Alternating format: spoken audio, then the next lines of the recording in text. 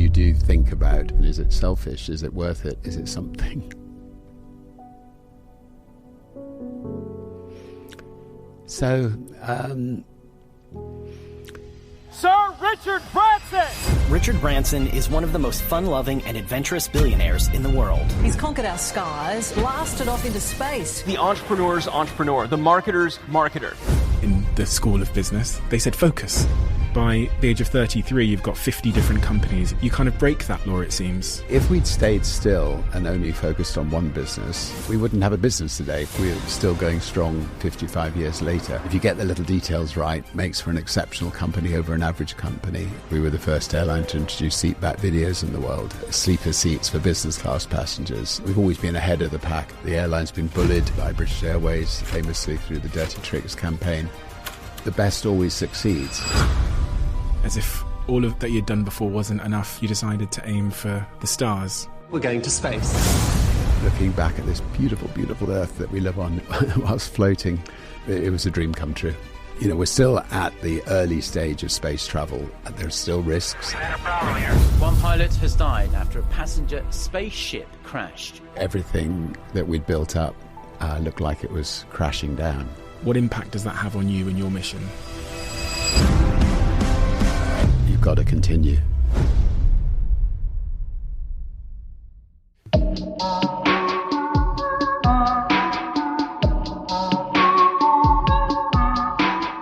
Richard, having spent the last 24 hours reading both your autobiographies but also your new HBO docu-series, it feels very relevant to start where I usually start when I have these conversations, which is, can you tell me the context that I would need to understand about you in your earliest years, your home life, before the age of 10, that went on to making you the man that I saw in that docu-series, but the man that we've also observed and been inspired by for many decades?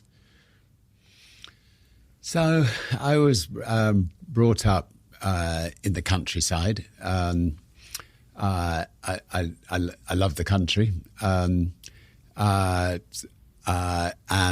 was brought up by a mum and dad who, I suppose, were struggling after the Second World War. A mother who was fairly extraordinary woman who was absolutely determined that we'd stand on our own 2 feet. Wouldn't let us watch television. Made sure that we were outside doing things or creating things. And I've been forever grateful for that approach. On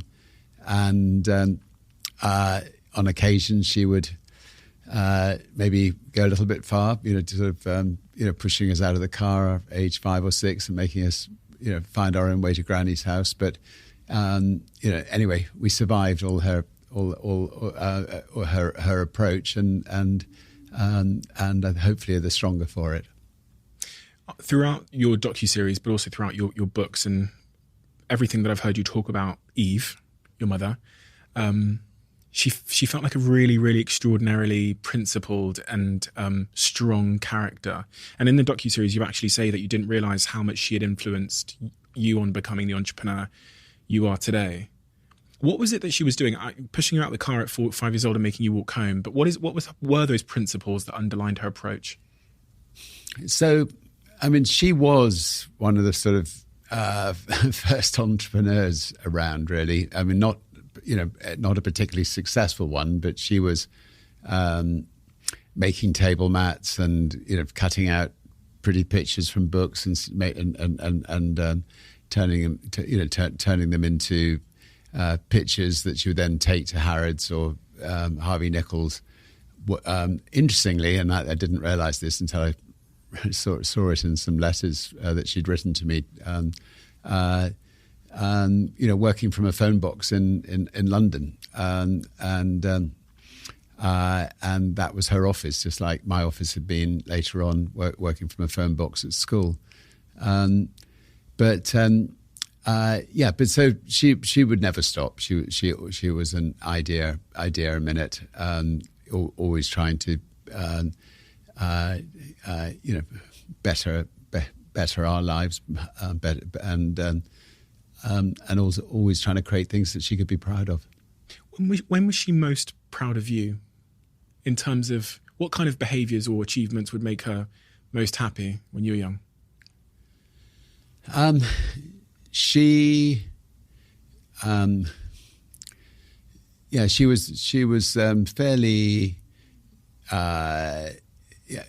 She was fairly firm when it came to the need for being courteous from a young age. I remember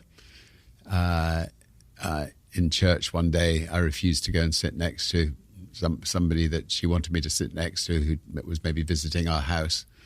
And when I got home, she asked my dad to spank me, and that had never happened before. And my dad takes me into the into the next door room and instructs me to burst into tears, and he slaps his hands together very hard 6 times. And I come out rubbing my bum, and then of course she regretted having done it in the first place, but of course it never happened. So,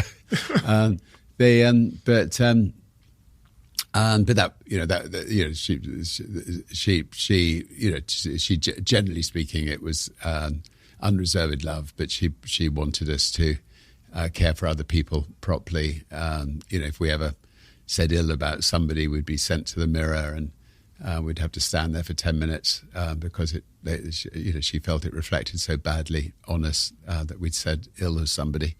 And those sort of lessons, I think, were very, very, very powerful and very good later on in life when I was, leading people, always trying to look for the best in everybody.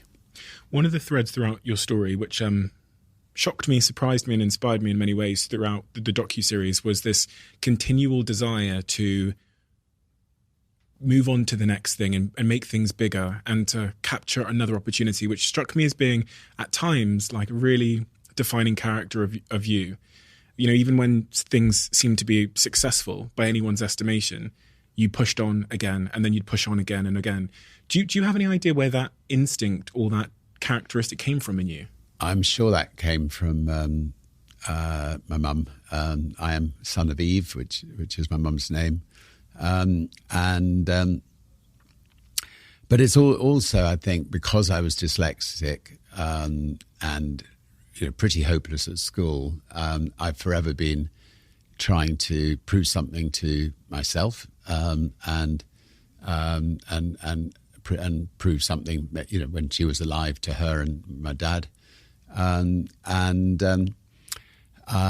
inquisitive. I love learning about new things. And once I've actually absorbed everything there is to know about, the thing I've just created, I'm apt to want to move on and learn something about something completely different. Particularly if I feel other people are not doing it well, and so I just love diving in there and trying to shake up an industry that is badly run.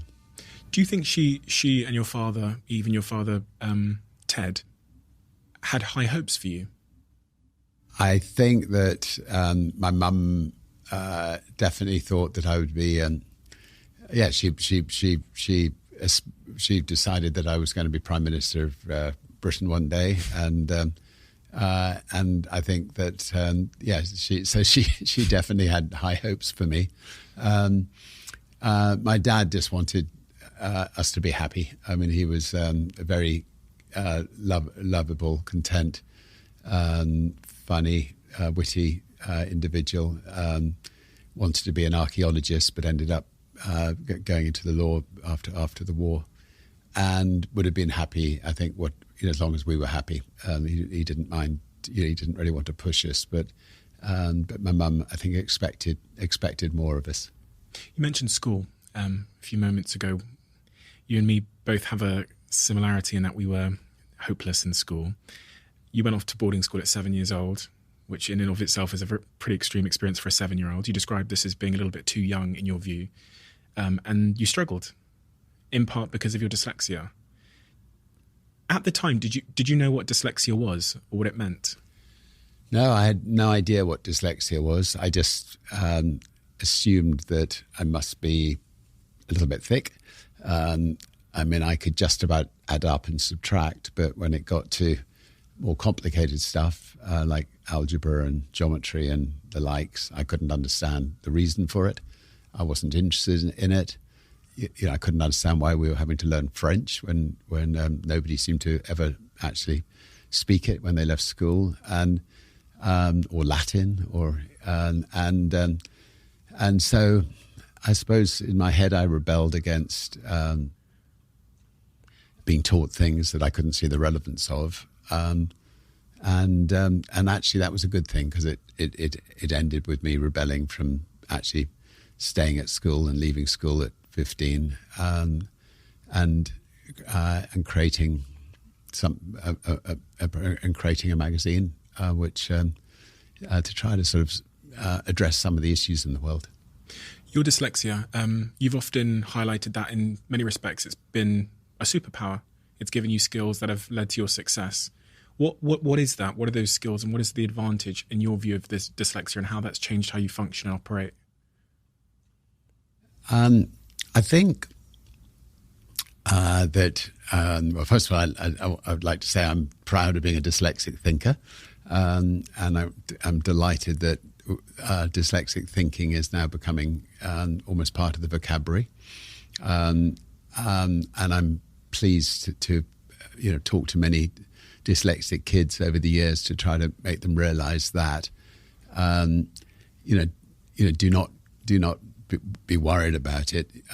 Look at the areas that you enjoy and concentrate on those, and the areas that you're not great at, either that you'll catch up later on in life, or if you're going to start a business, you can delegate and find other people who can deal with those. So I think dyslexic people really excel at the things that interest them, and I think I know a lot of business people, for instance, who were dyslexics who have gone on to do incredible things. Your headmaster, I read the very slightly humorous, slightly shocking story of when you were at boarding school. You had a little bit of a romantic run-in with his his daughter Charlotte, got expelled, staged a fake suicide, got unexpelled, and then you, as you referenced a second ago, you had this idea for the student magazine. I read that there was an ultimatum given to you by your headmaster where he said, "Richard, I know you're starting this magazine. You either got to leave school or and start the magazine, or stay in school and focus on your formal education." And at that point, you made the decision to jump ship. Yeah, I mean, I don't think the headmaster was very foresighted. I think, if a kid at school wants to start a national magazine for young people, what a great education, and they should have welcomed us to stay at school and do it, from school.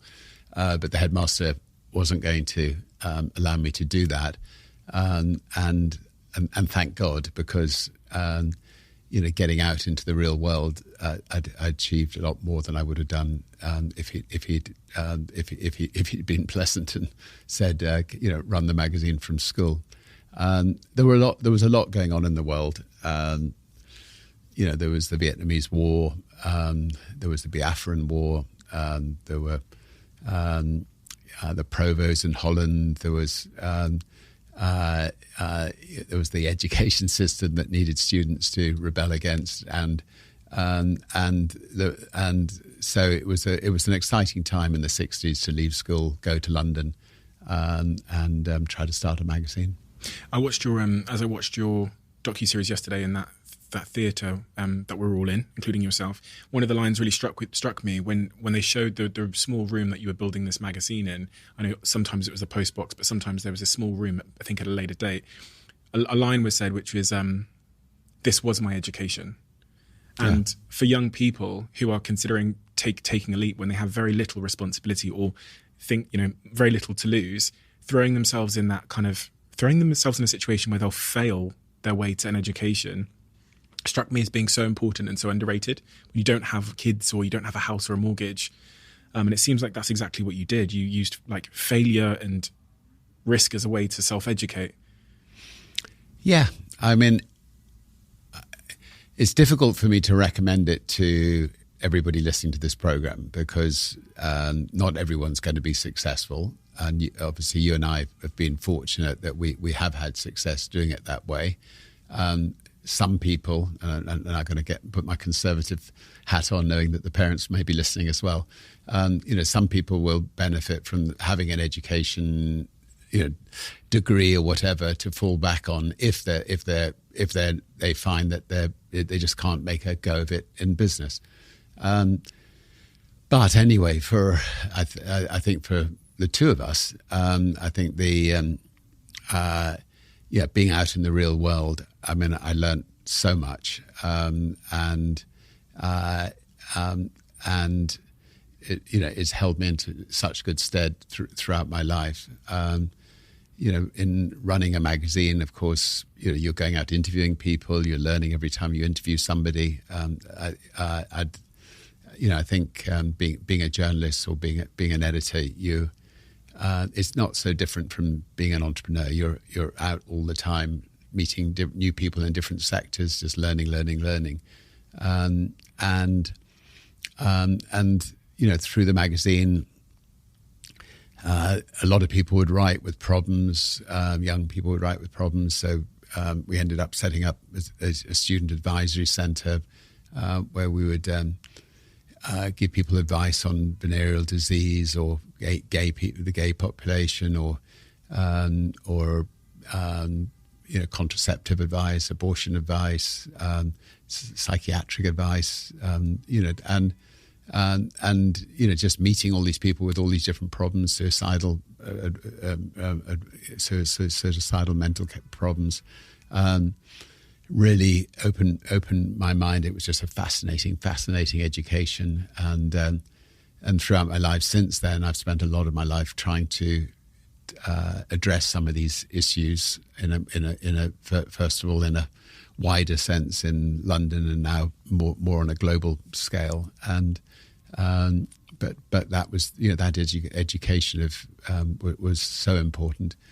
For instance, I remember when I was 15 in London, somebody who was gay came to me saying that they wanted help, and maybe I just turned 16, and I thought very naively that when they said they wanted help, that they didn't want to be gay. Of course, within a month or two, I realised that that people are born gay, and they don't have a choice in the matter, and what they desperately needed in those days was to meet other gay people, and because if they came from some remote place in the UK where gay people weren't accepted, they would come to London desperately seeking love or seeking friendship, and so just little things like that I learned from just being out there listening and doing. That magazine was your the first sort of big notable thing that you'd done in business, and throughout your story, and even before I'd met you and watched the docuseries and read the book, I was told by other people Richard Branson's an amazing delegator. You mentioned it earlier on, your delegation skills. To understand how to delegate to someone else, you first, as you've said, need to understand your strengths and weaknesses, and also their strengths and weaknesses. So what are your strengths, in your own words? What is the bit of the puzzle that you're good at? I think I'm good with people. I think I can trust people. I think I can surround myself with, with really, really good people. I think I'm able to, to delegate, not to second guess them all the time. To praise, not to criticize, I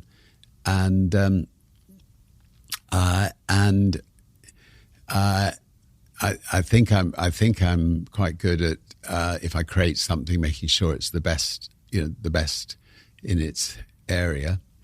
so that the people who are working for Virgin are really proud of what they're doing. It's really important that if somebody's in a pub and they work for Virgin and somebody says, "What do you do?" that they're proud of the fact that they work for Virgin and they're happy to say it. And there are some companies that if people work for, they won't really want to be able to say that they work for such and such a company. Yes, I think the people skills is the most important skill. I think just giving things a try. Screw it, let's do it. Obviously, is a phrase I did years ago, and I've used that phrase many a time. Somebody comes with an idea, and I like them, just say, let's give it a go, and sometimes we all fall flat on our face. Sometimes it succeeds. And conversely, then, what are the weaknesses that you've kind of observed in yourself, or the things that you tend to delegate to other people? I actually read something which was a quote of yours that said, "I once did an IQ test at 8 years old. I don't think I filled in anything. Going forward 30 or so years, I was running Europe's largest private group of companies, but I didn't know the difference between gross and net profit, but it didn't matter." Yes, I was in a board meeting when I was about 50 years old, and the director said, and I think I said, "Is that good news or bad news?" And one of the directors said, "Come outside, Richard, a minute." So came outside, and he said, "You don't know the difference between net and gross, do you?" So I said, "No." He said, "I thought not." Anyway, I brought a sheet of paper, so he brings out this sheet of paper, and he has some colour pens, and he colours it in blue, and then he puts a fishing net in it, and then he puts a little fish in the fishing net, and he says, "So the fish that are in the net, that's your profit at the end of the year, and the rest of the ocean, that's your gross turnover."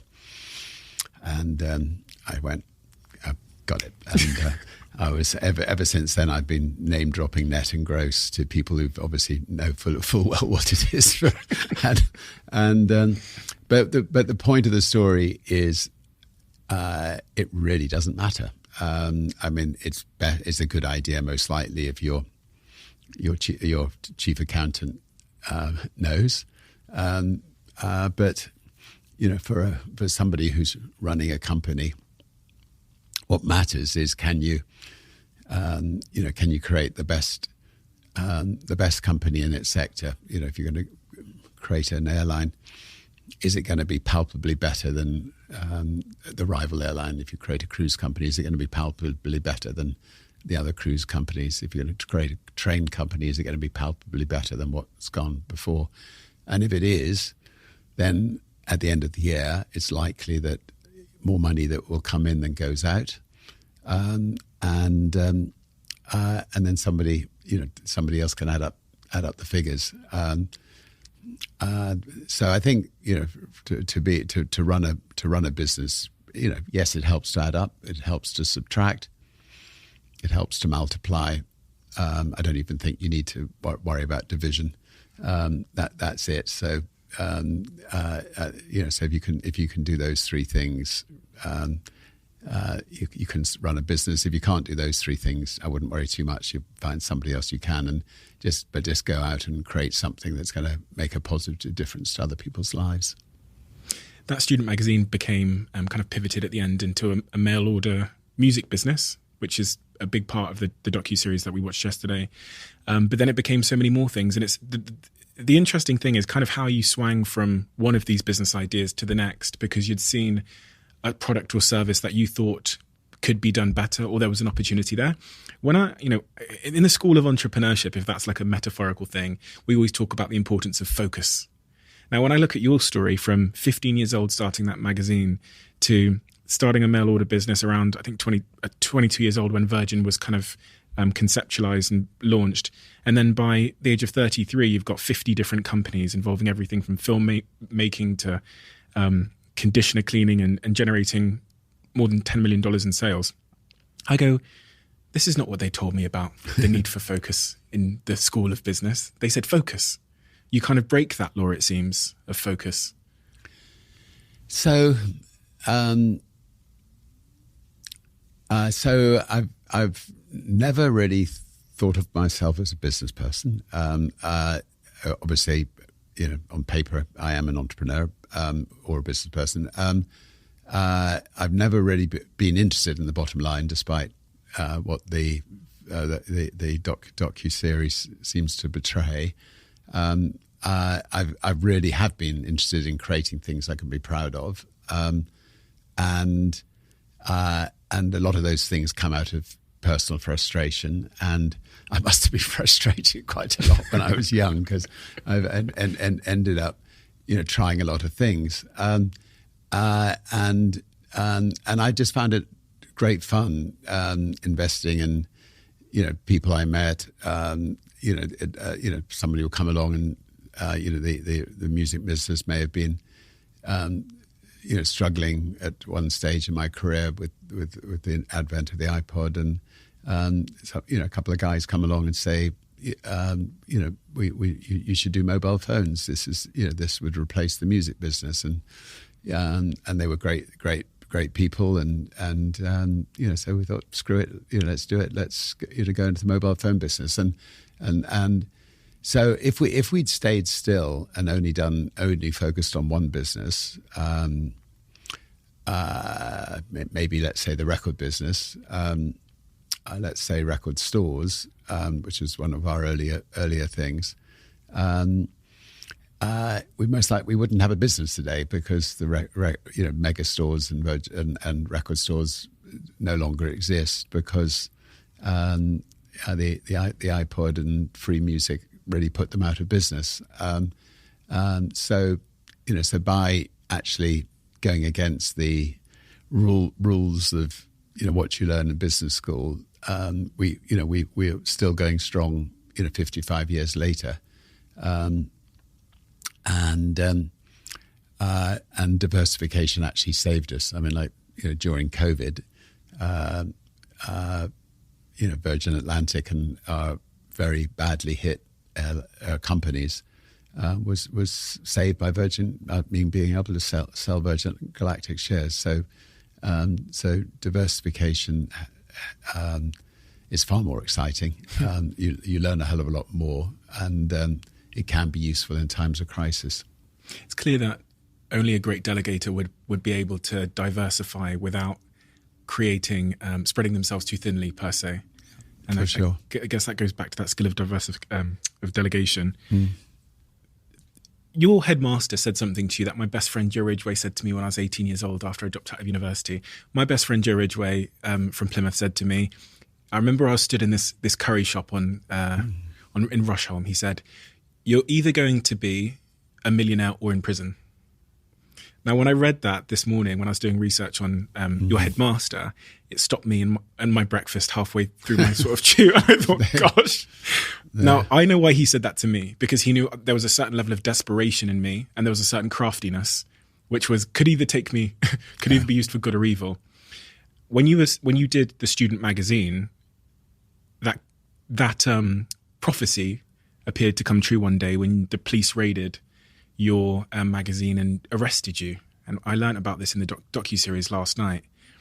Your mother then puts her house on the line to get you out of jail, and you choose to expand. You choose to expand your way out of the problem, which for you meant, as it said in the docu-series, opening 30 record stores that year to be able to pay your mother back. Have you always chosen to expand your way out of problems?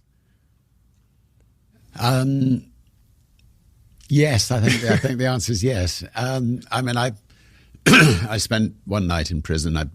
In those days, you had to pay tax on records if you shipped them to Europe. Sadly, with Brexit, people are going to have to do that again. But and I stumbled into the fact that if you drove across the channel and drove back again, you had a piece of paper which said you'd exported the records, and therefore you didn't have to pay the tax. But anyway, so we got a bad rap on the knuckles. I spent a night in prison and swore never ever to spend a second night in prison in my life. And yes, we expanded fast in order to pay off the fine. We just needed the turnover, and it was actually a really a wonderful booster to all the team at Virgin and fortunately, we managed within 3 years to pay it off.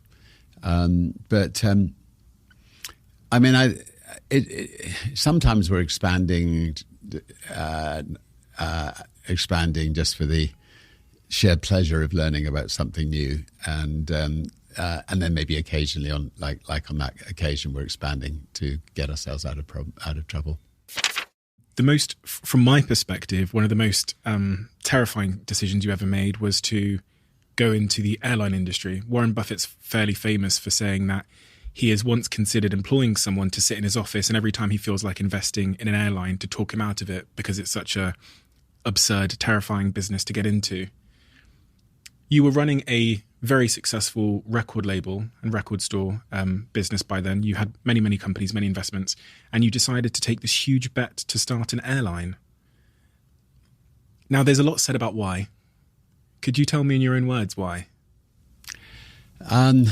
It really was out of frustration of flying on other people's airlines, having bad experiences, and feeling that we could do it better. We could make it. It could be more fun. I mean, in those days, if you flew on, say, British Airways, it was a monopoly. You maybe got a lump of chicken dumped in your lap. There was no entertainment. The cabin crew certainly didn't enjoy working for the company, and you really felt like you were just being herded from A to B in a cattle truck. And so I was flying all over the world to visit our record companies, because we had record companies in most countries around the world, and just felt we could do it better. Somebody came along to us with the idea of a business airline only. I didn't think that would be very exciting to run. But I thought a really, really good quality airline for everybody, including business people, would be something special to run. And so I ended up ringing up Boeing and having a wonderful discussion with a wonderful guy called R.J. Wilson, and ending up being able to lease a second-hand 747 from him. And because I do like to protect the downside, which is obviously important in business, I did a deal with him whereby I could hand the plane back at the end of 12 months if my instinct was not right. But fortunately, at the end of 12 months, people loved flying on Virgin Atlantic, and we ended up getting a second and a third plane from Boeing, and that was 38 years ago, and Virgin Atlantic has it's like it's roughly the same age as my daughter.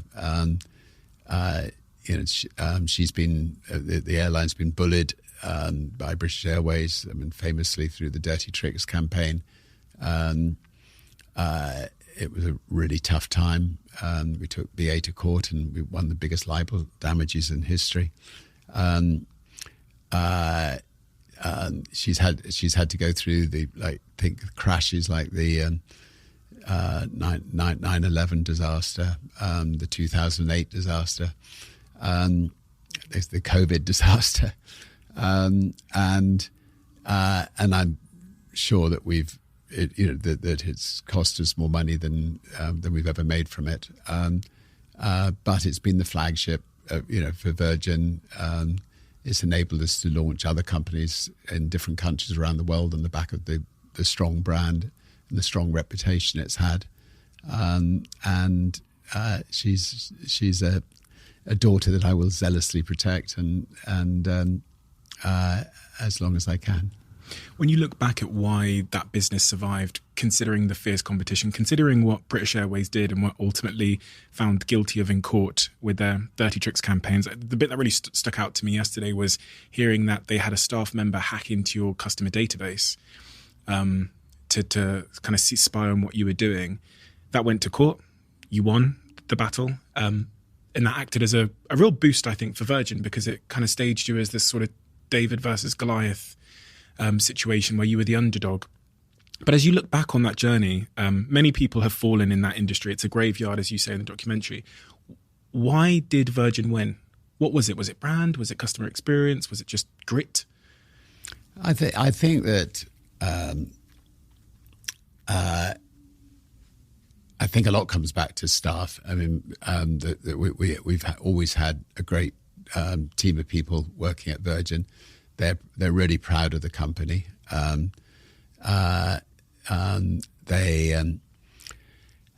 We've done things. We've always been ahead of the pack in new innovations. So, seat back videos, for instance, we were the first airline to introduce seat back videos in the world. Sleeper seats for business class passengers. Stand-up bars and lounges and so on. Collecting money at the door, for charity. That Virgin was the first to do that, and now pretty well every airline and most airports are doing it as well. Loose change. So I think every little detail. I think we the team have got right at Virgin, and if you get the little details right, then collectively, it makes for an exceptional company over an average company. And if I'm on a Virgin plane, or in any Virgin company, I'll have my notebook. I'll take notes. I'll listen to the staff, listen to the customers, and then act on it when I get to the far end, and then be back in touch with the people who gave me the ideas, to thank them and tell them what we've done. And I think a good leader has to be a good listener. And that's, I think, one of the most important attributes of a good leader.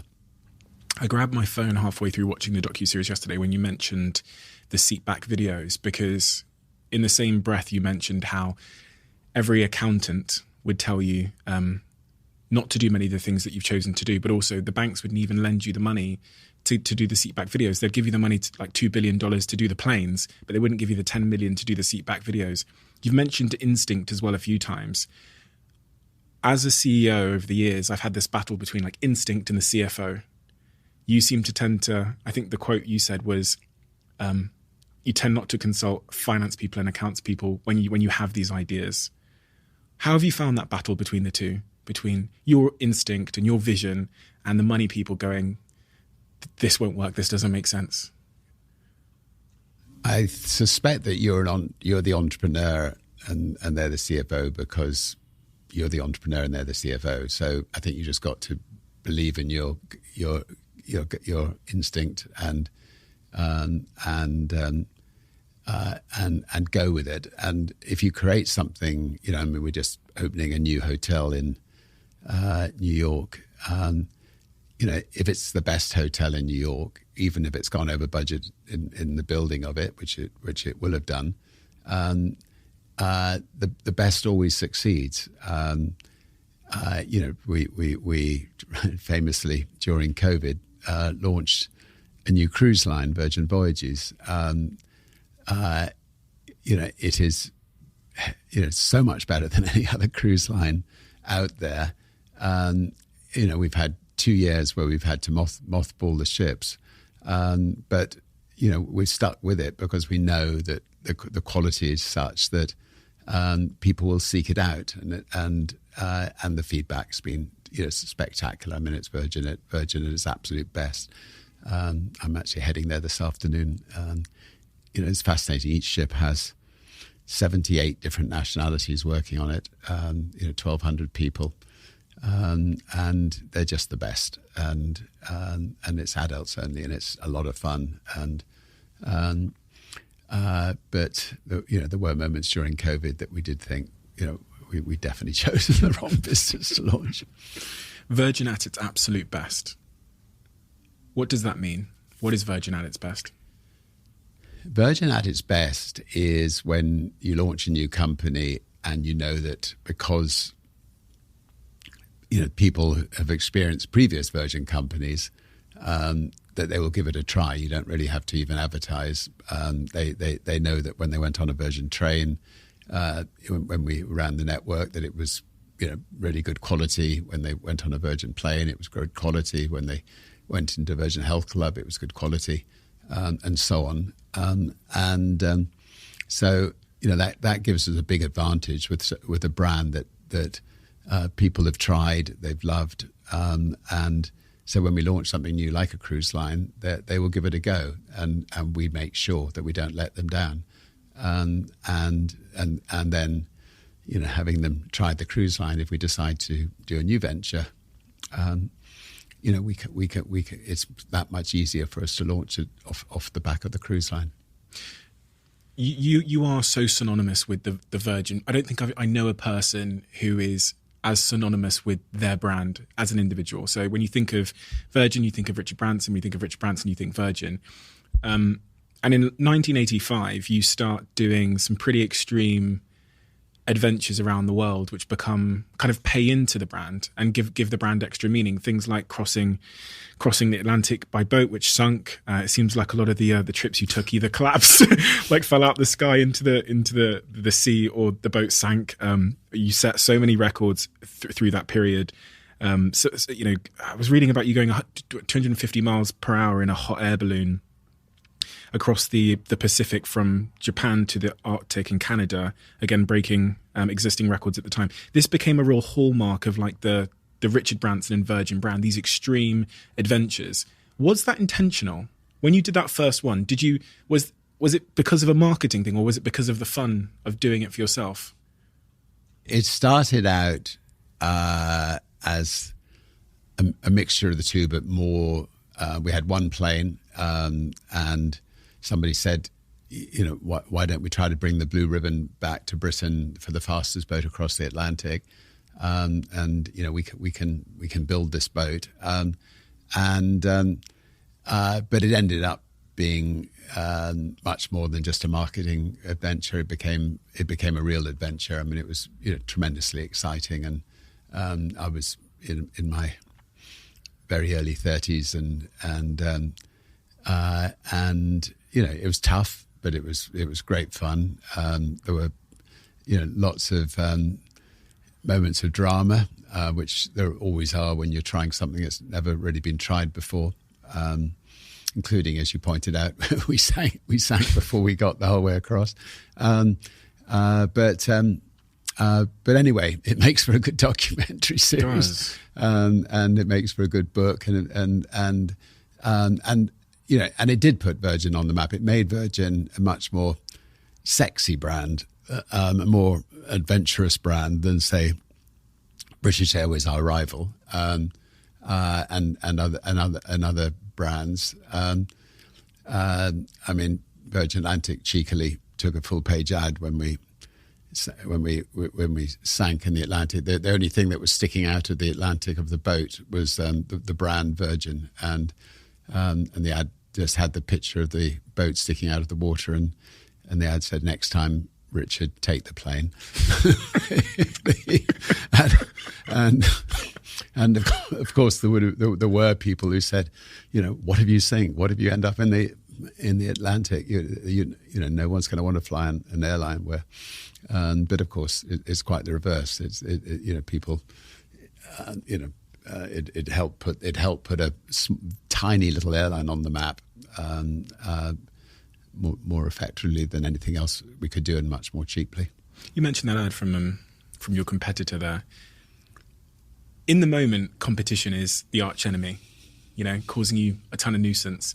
But as you look back on the competition you've had throughout the different industries you've been in, has the competition actually made you stronger and better at what you've done?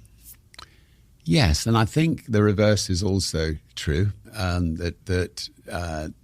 These big public companies or big government-run companies like British Airways have been made the better by having Virgin Atlantic innovating, and them having to catch us up over the years. And I think British Airways is a better company today than it was 38 years ago when we started. So competition's good for all of us, big and small, and the only role that governments need to play is intervening when there's unfair competition, and that's one of the most important roles a government can play, is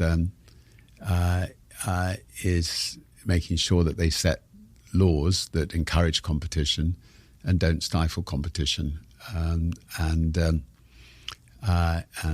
We've had anyway, there've been books written about companies that have tried to stifle Virgin in the past, but somehow we came through. There's this term now called personal branding, which has become very popular predominantly because of social media and everybody having a channel, and they can build followers and they can try and tell the world who their company is using social media. But you were kind of the first CEO personal brand to many people, because everything you did added value to the brand. And it wasn't just what Virgin said. I think when I look at your story, it teaches me that the brand is what the people do, and what the founder does becomes the brand more so than ever. And I think that's often what we lose sight of. And some of the best brands in the world, like the Red Bulls of the world, have figured out that the things you do say much more about the brand than what you say. Yeah. And you are like the perfect example of that. In the early 90s, you got in a bit of a struggle because of the broader economy, and you ended up selling your record business. From all accounts, and from speaking to some of your current team, they said that this was a very difficult moment for you, that it was crushing. I think the quote that I was told. Is that accurate? And why was it crushing? Oh, look, I think if you think of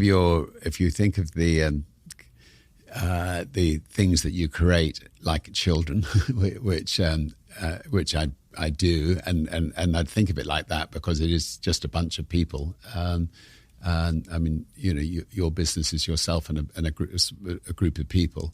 If you sell it, it's like selling. If you sell a company, it's like selling a group of children, and that's tough all round. I needed a war chest to combat British Airways and the dirty tricks that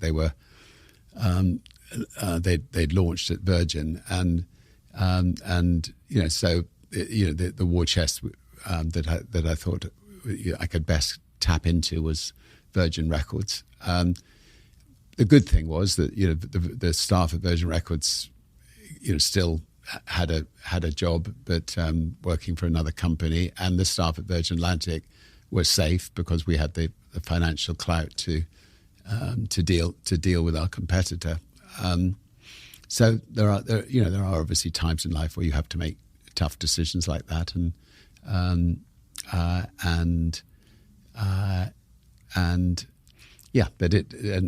move on. Do you have any regrets about how that happened, about that phase? I always think that if anybody asked me if I ever have any regrets about anything, I'd be a very sad person to answer positively, because I've had the most extraordinary life. It's been full of interesting twists and turns, and I honestly really can't think of anything I regret in the past. And I think I really do think I'd be a sad person if I had regrets. I mean, it's just been rich with adventure and and people, and I'm not somebody who looks back, by and large. I mean, obviously, an interview like this I will, but and I suppose I've reached an age where, you know, it's important to write books and it's important to do documentaries, and you know, because it's important not to waste your life, and it's important to share what you've learned. How did you feel yesterday watching the docuseries on your life? I was sat just behind you, so I'd look at the screen and then I'd look at your reaction and I'd see you laughing sometimes. And I was emotionally drained, to be honest. I mean, after the after party, I just could not really get my words out for the first half an hour. I found it quite, fairly exhausting. I mean, it's incredible. A really good documentary maker, and Chris Smith is one of the best in the world. I mean, prides himself on his independence, which I respect completely, and so we didn't have input into it. Obviously, therefore, not everything one's going to agree with, and not everything is, in my brain would be exactly as it was, but 95%, 96% was as I see it, but just what is incredible was the archive footage they managed to find.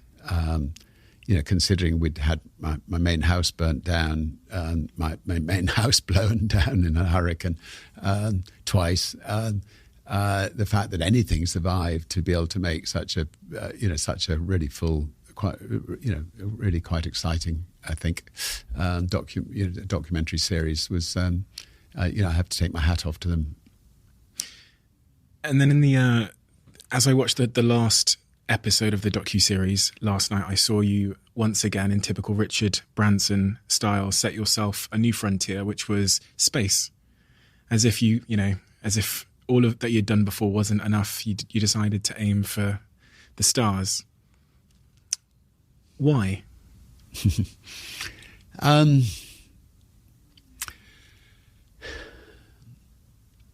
So I remember many, many, many years ago when President Gorbachev was leader of Russia, and he was trying to bring perestroika to the West, and trying to put out peace signs. He invited me to come to Russia to be the first person to go up in a Russian spaceship, but it would have meant a big check, 60 million. It would have meant a year learning Russian and being in Russia. And I just didn't have the time and already the spare money to do something like that. But it did just get me thinking, that's an inordinate amount of money to charge for somebody to go to space.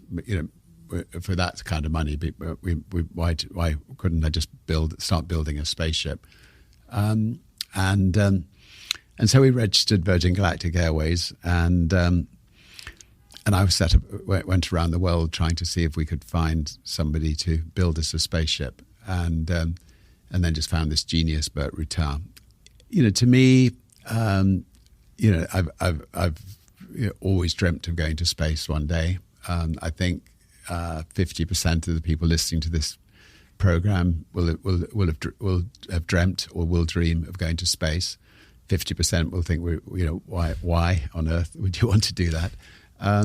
But it was the most extraordinary day of my life. My trip to space, and looking back at this beautiful, beautiful Earth that we live on, it was from space, whilst floating. Whilst floating with a lovely group of people, just an extraordinary experience, and to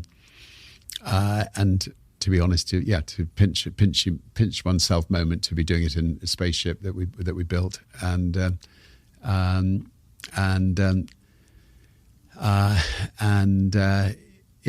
so it was a dream come true. In that documentary, we're also reminded of the cost of all of these endeavours at a moment when there's a shot of you taking a phone call at your house, learning that in the lead up to Virgin Galactic's going to space for the first time, an astronaut had died in one of the tests. It's a very emotional scene, but it is a reminder of the cost of these great endeavours to humanity. That day, when you received that phone call and then you rushed yourself to the site, what's on your mind? So it's happened to me twice in my life. I was once in a cinema in Europe with my kids, and my phone just kept vibrating, and I ignored it, and then on the sort of third or fourth time, I decided to walk out of the cinema and check it, and one of our trains had come off the track, and straight away I knew that I just had to get to the scene of the accident, and there were no flights that night, so we had to drive through the night, and then anyway we got there at early in the morning the next day. One lady had died, and I went to the morgue to meet the relatives, and we had a hug, and fortunately it turned out it wasn't actually a Virgin's fault, but you're still obviously responsible for the fact that it was on a Virgin train, and then you've got to, as owner, talk to the press, but I think the fact that you make an effort and get there quickly is very important, and the same when we lost a test spaceship. I knew straight away, based on my previous experience with the train, that I needed to be there as fast as possible. Is there a conversation about discontinuing Virgin Galactic at that moment after losing that life? Yeah, there was. I mean, I sat down with George Whiteside and just said, is it, asked ourselves questions. Is it worth it? Is it worth, is it worth continuing? What would happen if we had a second accident? We would never be forgiven. I mean, our reputations would be destroyed. But then we spoke with all the engineers, and we spoke with many of the people who'd signed up to go to space, and we spoke with the family and of the pilot who'd lost, and with one voice they said, you've got to continue, and we did, and we're still we're still at the early stage of space travel. There's still risks. I mean, we think that we don't. We think that we're through all the big risks. We can automatically switch off an engine if anything goes wrong with the rocket motor. And we've got astronauts actually flying our craft. But it is the early stages, but I think everybody involved are doing it with their eyes open. One of the most beautiful, heart-wrenching scenes from the docuseries is in 2021, when you are months away from your first space flight on your own spacecraft, space plane, whatever the terminology is. You've named it after your mother. You've named the mothership after Eve. And then tragically, she passes away from COVID before she has the chance to embark on that space journey with you, which she was planning to do. That phase of your life when you lose your mother, when you lose Eve, what impact does that have on you and your mission? First of all, she'd lived a long life and an extraordinary life, and so was I was very, very fortunate, and our family were very fortunate to have had her around so long. And the absolute last thing that she would have wanted was for the mission or any missions to be held up as a result of her death. I mean, she will. If there's a star up there, she'll be on it, and I'm sure that she was there in spirit when I went to space, and she definitely would have been smiling down at us with my dad Ted, and so I think when we lose loved ones, it's you live on through your parents, and your children live on through you, and your grandchildren live on through your children, and that's the sort of the wonders of life.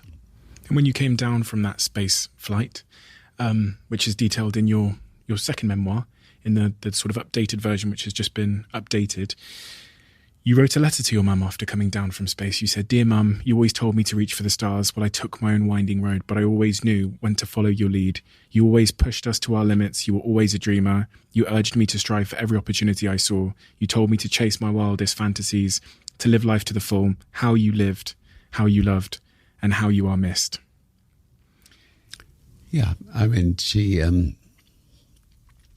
think, hopefully, when people read the book, they'll think about their own mums and dads, and how lucky we are to have mums and dads who sacrifice so much for us, and as we grow up, and then obviously later on in life, one can give back in looking after them as they get a little bit older. The docuseries was a bit of a punch in the face from the start because of that opening scene about your family, where you're sat there ahead of your journey to space, trying to say some words to Holly, Sam and Joan, your wonderful wife, and your kids, just in case you never make it back from space. This is something that you've done time and time again before you embarked on these journeys. Really, really difficult to watch. Really difficult to watch. And took me by surprise because it was so early on in the film. Why is it so hard to get those words out? Otherwise, you seem like such a composed individual, but when it came to those words, it seemed like multiple takes. You got up, you walked away, you came back, got up, walked away, and came back. So first of all, I do. I cry in happy films. I cry in sad films. My kids bring a box of tissues when we go to the cinema, or used to, so that I am. Even now, just talking to you, I can feel tears in my eyes. So it's not surprising for me to suddenly not be able to get through my sentence sometimes. But obviously, look, if you're reading, if you're speaking about as if you've died to your kids and your grandkids, lots of emotions go through your head at the time of speaking. I suspect even the emotions of, my God, should I be? Is it worth it? And a lot of this documentary series is asking the question: is it selfish? Is it worth it? Is it something? Is it something that one should be doing? I remember I was just taking off on to go across the Pacific in a hot air balloon, and walking into this truck, and Joan Thurkettle from ITN was just finishing editing my obituary in case I didn't come back. And she said, "Richard, do you want to sit and watch the obituary?" And I said, well, "Why not?" And I sat and watched the obituary, and again had a couple of tears in my eyes at the end of it. But But I do think that in life, one advantage of doing these adventures is actually you do confront the ultimate inevitability of that you're not going to be here forever. And so you do think about, have I left everything in order? What am I going to say to my children? What am I going to say to my grandchildren? And a lot of people don't have that opportunity because they die suddenly. So, so I have written quite a few letters over the years in thinking that I just may not come back from this adventure or that adventure. The documentary also shone a light on Joan, who has clearly been this huge rock in your life over the years. She's a strong, tenacious, honest, very to the point, wonderful woman. What does she mean to you? And what has she meant to you over the last 40, 50 years? Well, I was lucky enough to meet her 45 years ago in a recording studio called The Manor. Walked into the kitchen and just looked across the room, and she was the most gorgeous creature I'd ever seen in my life. And it was instantaneous love from me to her. It took me a while the other way around. But she's just a fantastic, down-to-earth Glaswegian, doesn't suffer fools gladly, complete opposite to me. Doesn't play tennis, doesn't run, doesn't ski, doesn't climb mountains, doesn't go adventuring. But, she's the most fantastic mother for Holly and Sam and the grandkids. And she knows what matters in life. In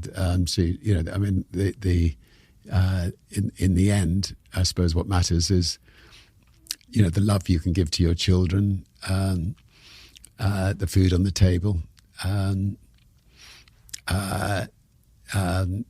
but all above everything, just unreserved love to everybody around her, and everything else is sort of icing on the cake.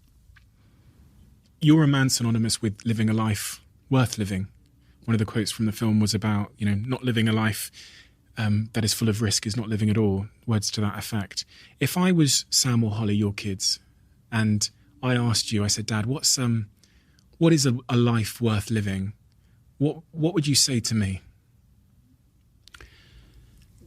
I think just to first of all fulfill their own dreams. I mean, not to have their father or mother push them into things they don't want to do. So, I was lucky. My daughter wanted to be a doctor, and she did she became a doctor. She now helps us with our foundation. My son wanted to make films, and he's a musician basically, which is his main love, and he does a little bit of both of those things. They're both fantastic parents, and they find the time for the grandkids. So I think just to follow whatever dream it is that you have as best you can,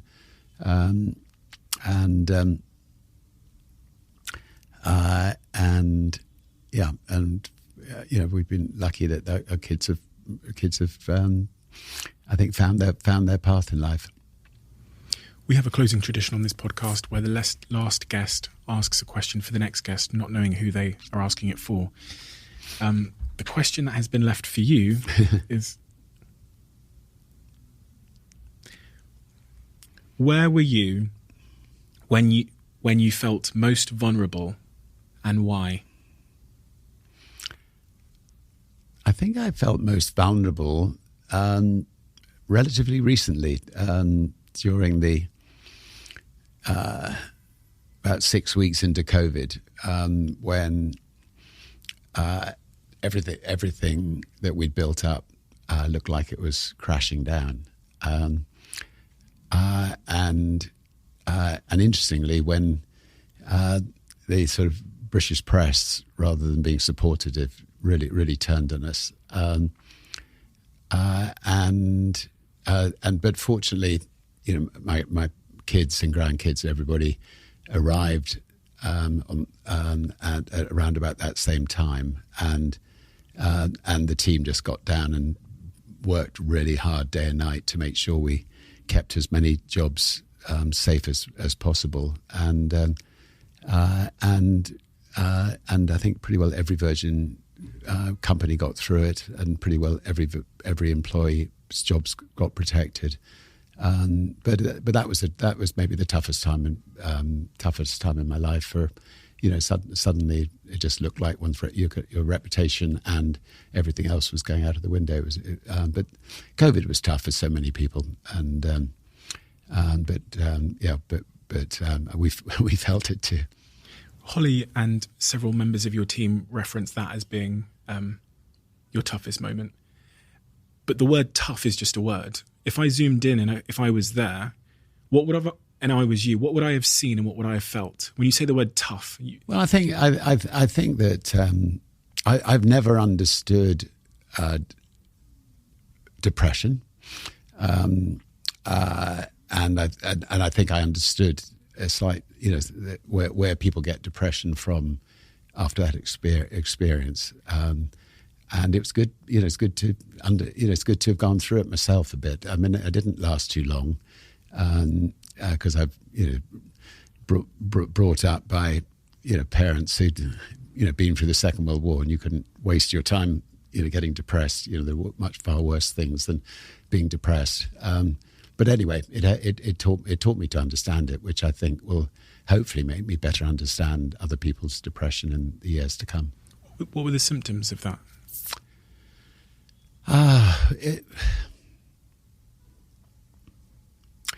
What were the symptoms of it? It's very difficult to pinpoint the symptoms, but look, you just feel very sorry for yourself for a day or two, and then you just have to snap out of it and get. My mum would have, if she'd been alive, which she was, but I mean, if I'd talked to her about it, she would have told me to pull myself together and just and get back to work, and I think within 2 or 3 days, her words would have been ringing in my head, and I would have overcome it, and I did overcome it. But it just, just a taste of it anyway. Sir Richard Branson, thank you so much for your time. When I started this podcast, you were the name. You were the name that if one day I could speak to on this podcast, I think we might as well pack it up and finish, because to me, as an entrepreneur my whole life, you've always been the North Star of entrepreneurs, and you've represented and embodied what it is to be an entrepreneur that's striving forward to create better in everything you do. I had the pleasure of researching your story again, now at 30 years old, and it's been a tremendous source of inspiration for me. To meet you today, to get to come and watch your docuseries, is one of the highlights of my entire entrepreneurial career and life, and definitely this podcast. So thank you so much for that, because I'm not sure you'll ever really appreciate how much of an impact you have on people like me. So I want to make sure that while I have you here, I have a chance to tell you and to thank you for that, because you've definitely changed my life, and I know I'm not the only person. So thank you. Your book is amazing. The docuseries was so captivating. I stayed up till about 3 a.m. last night, making sure I watched all of it, and then watched it the last episode again this morning. And I implore everybody to go and check it out now on HBO. But yeah, most important thing is I just wanted to say thank you. Well, thank you back, and many congratulations on all you've achieved, and all you being a young bastard, all you will achieve in the years to come. Thank you, Richard.